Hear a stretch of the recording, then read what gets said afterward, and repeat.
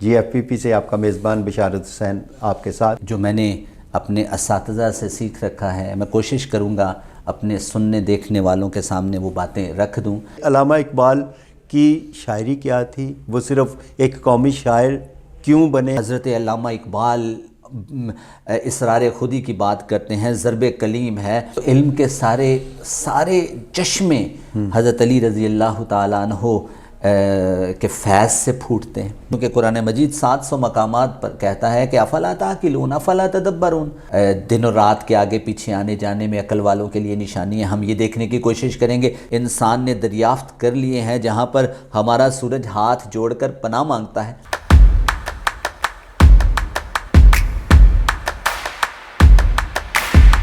اعوذ باللہ من الشیطان الرجیم، بسم اللہ الرحمن الرحیم۔ شروع اللہ کے پاک نام سے جو رحمان اور رحیم ہے۔ GFPP سے آپ کا میزبان بشارت حسین آپ کے ساتھ۔ ہماری خوش قسمتی ہے کہ ہمارے ساتھ موجود ہیں جناب عرفان اشرف صاحب، تو ان کی خوبصورت سی باتیں آپ نے پہلے بھی سنی، آج بھی ہمارے ساتھ ہیں عرفان اشرف صاحب۔ السلام علیکم۔ وعلیکم السلام۔ ہم نے پہلا پروگرام کیا، بڑی پذیرائی میں ہمیں ملی، لوگوں نے بڑا سراہا اس کو، تو ہم چاہیں گے کہ اس گفتگو کا جو تسلسل ہے ہم اس کو برقرار رکھیں۔ ایک طالب علم ہونے کے ناطے جو میں نے اپنے اساتذہ سے سیکھ رکھا ہے میں کوشش کروں گا اپنے سننے دیکھنے والوں کے سامنے وہ باتیں رکھ دوں، چونکہ ایک بہت بڑا گیپ ہے، ہماری نوجوان نسل جو ہے وہ علم و عرفان سے تھوڑا سا ڈی ٹریک ہے، اور دروازہ حضرت علی رضی اللہ تعالیٰ عنہ کی ذات ہے، تو علم کے سارے چشمے حضرت علی رضی اللہ تعالیٰ عنہ کے فیض سے پھوٹتے ہیں۔ ایک ڈائمنشن یہ ہے۔ دوسری ڈائمنشن یہ ہے کہ آپ 3500 سال پہلے وہ افلاطون کا زمانہ دیکھ لیں، وہ ڈائجنی کا زمانہ دیکھ لیں، وہ آپ ارسطو کا زمانہ دیکھ لیں، وہ دیوجانس کلبی کا زمانہ دیکھ لیں، تو وہاں پر علم کی ابتدا کیسے ہوئی، وہ جو ایپسٹمولوجیکل سٹانس انہوں نے لیا، جو فزکس اور میٹا فزکس پر بات کی، وہ آگزلریز پر جو بات کی، وہ جہاں پر ایتھکس پر بات کی،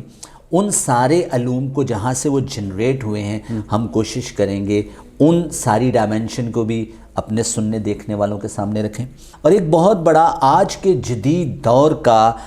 جو علم ہے جس کو ہم سائنس کہتے ہیں، سائنس نے دنیا میں تہلکہ برپا کر دیا، اور اس سائنس میں آپ زمین و آسمان کی پیدائش سے لے کر دن اور رات کے آگے پیچھے آنے جانے میں عقل والوں کے لیے نشانی ہے۔ ہم یہ دیکھنے کی کوشش کریں گے سائنسز کے بارے میں کیا کہتی ہے، پھر ہم مذہب میں دیکھیں گے کہ مذہب علم کے بارے میں کیا کہتا ہے، کیا علم ہمیں قرآن مجید سے ملے گا، کیونکہ قرآن مجید 700 مقامات پر کہتا ہے کہ افلا تعقلون افلا تدبرون، تم غور و فکر کیوں نہیں کرتے، تم تفکر و تدبر کیوں نہیں کرتے۔ اور ہم علم کو جاننے کی کوشش کریں گے 3500 سال پہلے، وہ زمانہ جب افلاطون، جب ڈائجنی، جب دیوجانس کلبی، جب ارسطو اور ان جیسے بڑے لوگوں نے علم کی بنیاد رکھی تھی، اور اس سے پہلے بھی علم موجود تھا لیکن پھر بھی ان لوگوں نے اس کو رپورٹ کر دیا۔ اب اور میرا ایک ماننا یہ ہے کہ جہاں علم ہوتا ہے طاقت وہیں پر ہوتی ہے، کیونکہ آپ اس زمانے میں ہی الیگزینڈر دی گریٹ کو بھی دیکھیں گے۔ تو کہنے کا مقصد یہ ہے کہ ہم 3500 سال پہلے ان فلاسفرز جہاں سے علم کے سوتے پھوٹتے ہیں وہاں پر دیکھیں گے کیا ایپسٹمولوجیکل سٹانس علم ہوتا ہے، کیا فزکس علم ہے، کیا میٹا فزکس علم ہے، کیا آگزلریز علم ہے۔ اس طرح ہم جاننے کی کوشش کریں گے۔ پھر وہاں سے وہ جدید سائنس کی ابتدا ہوئی، اور جدید سائنس نے آج جو تہلکہ برپا کر دیا ہے پوری دنیا میں، کائنات ہے، ایسے ستارے اور سیارے انسان نے دریافت کر لیے ہیں جہاں پر ہمارا سورج ہاتھ جوڑ کر پناہ مانگتا ہے، اور جہاں ایسے سیارے اور ستارے بھی موجود ہیں کہ وہاں پر ہمارے خیال تک جم جاتے ہیں، ان تک رسائی انسان نے کیسے حاصل کر لی، ہم اس بات کو بھی سمجھنے کی کوشش کریں گے۔ پھر جدید مینجمنٹ سائنسز میں جہاں پر جان سی میکسویل کا لیڈرشپ کا، مینجمنٹ کا گرو موجود ہے، جہاں رابن شرما موجود ہے، جہاں پر آپ کے رچ ڈیڈ اینڈ پور ڈیڈ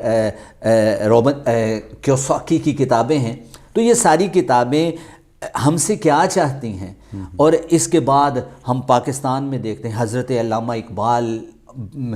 اسرار خودی کی بات کرتے ہیں، ضرب کلیم ہے، اس کے بعد واصف علی واصف رحمۃ اللہ علیہ کی باتیں ہیں، بے شمار کنفیوشزم میں علم کیسے ہے، تاؤزم میں کیسے ہے، بدھزم میں کیسے ہے، ان سارے علوم کو ہم جوڑنے کی کوشش کریں گے عرفان کے ساتھ۔ یہ علوم تو موجود ہیں، تو اس کو ہم آگے لے کر چلیں گے، ہم عرفان حاصل کرنے کی کوشش کریں گے، وہ عرفان جو ہمیں دنیا اور آخرت کی کامیابیوں سے ہمکنار کرے۔ اچھا عرفان اشرف صاحب،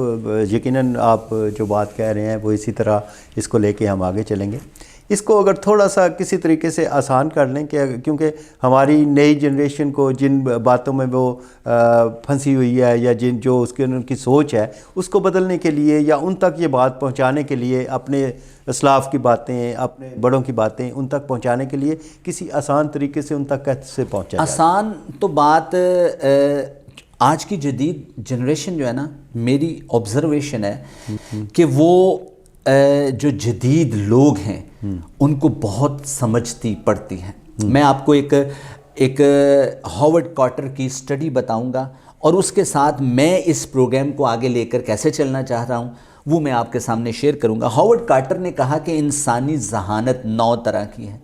وہ انسان کی ذہانت، ہاورڈ کارٹر ایک سائیکالوجسٹ سائیکیٹرسٹ ہے، اس نے انسانی ذہانت کو 9 حصوں میں تقسیم کیا۔ حالانکہ اللہ کی کائنات کو جب ہم آبزرو کرتے ہیں تو 9 سے بے شمار زیادہ ہو سکتی ہے، لیکن اس نے 9 ذہانتوں کا تذکرہ کیا ہے۔ کہیں لاجیکل انٹیلیجنشیا ہے، کہیں سائنٹیفک ہے، کہیں میتھمیٹیکل انٹیلیجنس انسان کے اندر موجود ہے، کہیں انٹر پرسنل سکلز موجود ہیں، کہیں انٹرا پرسنل سکلز موجود ہیں، کہیں آپ کے اندر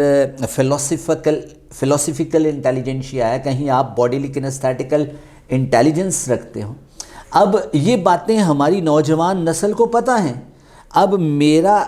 بات جو موضوع ہے وہ یہ ہے، اس انٹیلیجنشیا کو، وہ 9 کی 9 ذہانتوں کو آپریٹ کرنے کے لیے ایک فورس چاہیے۔ اچھا وہ فورس جو ہے وہ حضرت اقبال نے 2 لفظ بتائے ہیں، ایک کو کہتے ہیں دانش نورانی اور ایک کو کہتے ہیں دانش رہبانی۔ دانش نورانی یہ ہے کہ آپ ان ساری انٹیلیجنشیا کو اللہ، اس کے رسول اور اس کے بندوں کے بتائے ہوئے طریقوں کے مطابق آپریٹ کرو، تو پھر یہ انٹیلیجنشیا آپ کو زمانے میں بہت پازیٹیو ویوز کریٹ کر سکتی ہیں۔ لیکن آپ انہی انٹیلیجنشیا کو اگر اپنی عقل سے، دانش رہبانی سے اگر آپ آپریٹ کرتے ہو، آپریٹ تو آپ کر لو گے، اٹ مائٹ بی پاسبل کہ آپ جینیس بن جاؤ، اور وہ آپ جو جینیس بنو گے بہت حد تک ممکن ہے کہ آپ ایول جینیس ہو جاؤ۔ تو آپ کے اندر جدید علوم ہیں، لیکن وہ جدید علوم جب تک کسی آپریٹنگ فورس اور رحمانی فورس کے تابع نہیں ہوں گے تب تک آپ جینیس تو ہو سکتے ہیں، آپ